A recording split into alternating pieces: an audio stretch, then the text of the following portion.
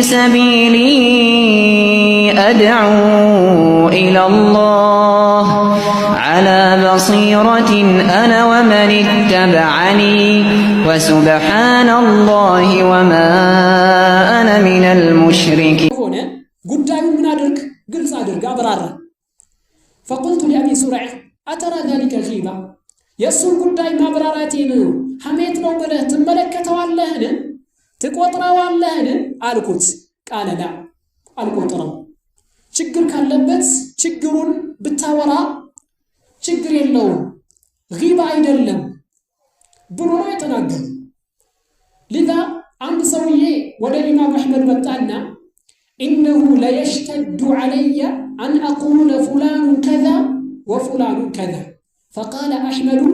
إذا سكت أنت وسكت أنا فمتى يعرف الجاهل الصحيح من السقيم من الله جل إيجالي اندزينو إيجالي اندزينو مالت بتام يكبدني على رجل إيجالي إخواني ينو مالتون ياو إيجالي مميعانو إيجالي حجاورانو ማለት በጣም ይከብደኛል የሚከብዳቸው ሰዎች አሉ አይደል አስተግፍሩላህ ሚሉ በጣም ይከብዳቸዋል ይርበደበዳሉ አንተ ስታወራ ለማውራት ባይችሉ ራሱ እንኳን አፋቸውን ዘግተው ዝም ቢሉ ጥሩ ነገር ነበር መግለጽ ሐቅ ነበር ሐቁን ለማድረግ ካልቻሉ ባጢል ነገር ባይናገሩ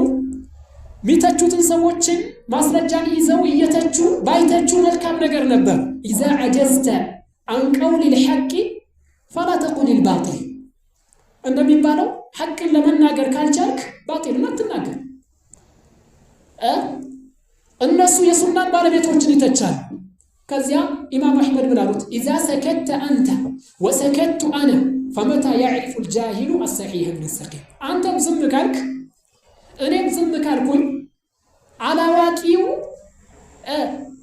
ትክክለኛውን ከበሽተኛው እንዴት ለይቶ ሊያቅ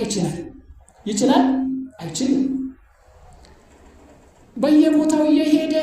ለሰዎች ማይገባቸው ነገር ያወራል ርዕስን ራሱ መርጦ አያቅም ምናምን ይላል